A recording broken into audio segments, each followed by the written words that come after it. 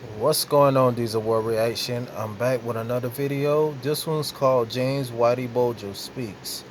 Um, let's get into it. Name Whitey Bulger, you think mobster, murderer, extortionist, informant? We have heard so much about this man, but we have rarely heard from him until now.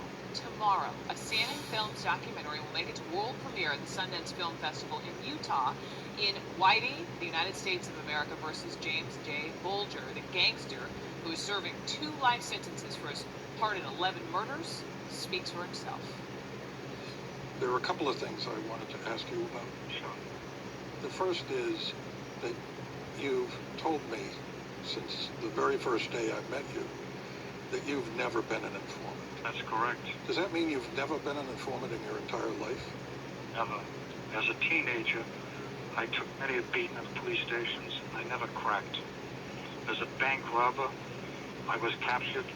I pled guilty to free the girlfriend that I was with. I got a 20-year prison sentence, first offender. In prison, I was part of an escape plot. I had a guard bring me in hacksaw blades. The plot fell apart. I spent months in the hole. I went through a lot there. And after 4 months for punishment, they sent me to Alcatraz. And that was it. I never cracked.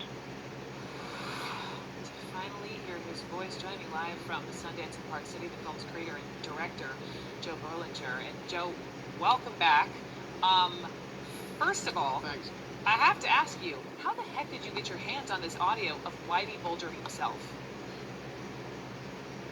Well, we spent a lot of time with a lot of players involved in this case, and in particular, we spent a lot of time with the defense, and we just basically gained their trust, and I convinced the defense attorneys that we really need to hear from Whitey himself. I can't think of a contemporary figure like Whitey Bulger who has had so much media attention, a dozen books, movies, TV shows, and yet he's never spoken for himself, and I felt that was an essential ingredient to telling his story. I think the one word I read, something you had said, that he almost this mythical creature and this mysterious, because we had never heard from him during this whole trial. We heard that he was, shouting expletives at people, but the guy never testified. You've listened to so much. You've listened to so much of the audio. What was your number one takeaway just from hearing his voice? Well, so many things. One of the big disappointments of this trial this summer was that many people hoped that it would be a full airing of all the misdeeds that went on in Boston, and yet the trial was a very limited scope. And hearing from Whitey, this film does not purport to say that what Whitey is saying is truthful just because he says it, but we did not get a chance to hear from Whitey Bulger during the trial, and to hear from him now, to talk about the fact that he wasn't an informant, for example, to deny something that people have accepted as fact, is just fascinating to hear his side of the story.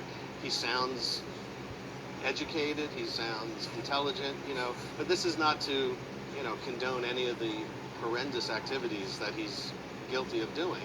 But there's a much deeper story here that I think the trial did not get at. There's a much larger web of conspiracy that he alleges, and I think it's very important to get to the bottom of it. So I know that's what so much of the thrust of your documentary is, but of course you have then this other layer. I mean, Bulger talks about his girlfriend, Catherine Craig, who's serving 8 years in prison for helping him. Remember, they were busted living not too far from the ocean in Santa Monica some years back. Let's listen to this piece. I never committed a crime in 16 years that was with Catherine. When she got in the car with me, she said, I hope you never hurt anybody or anything. In my presence, I could live with myself. I told her, don't ever worry about that. My whole life changed when I was with her. I turned and become very, very human, I guess you'd say it. And I loved the woman intensely. When I was captured, I told him, I says, if you people, I says, will let Catherine go, I'll plead guilty to all crimes, any crime. I says, innocent or guilty. You can execute me, you can give me life sentence, you can do whatever you want. But I want her to be free. And I meant it. And I mean it today. If they'd send me to, right now, plead guilty and we'll let her go free and shut your mouth, I would do it. So this is telling me this man, and we know what he has done, loved this woman, despite it all. Yeah. No, it was an amazing thing to hear. I mean, he was willing to give it all up if they would let her go free. And again, we're not trying to condone this man, some of his activities, and we're not trying to, polish up his image. But it's just fascinating to actually hear from the guy who has been the subject of so much media attention, and to hear how much he loved this woman was fascinating. Once again, this is Whitey, the United States of America versus James J. Bulger. I'm Joe Berlinger. Thank you so much. Look forward to watching it.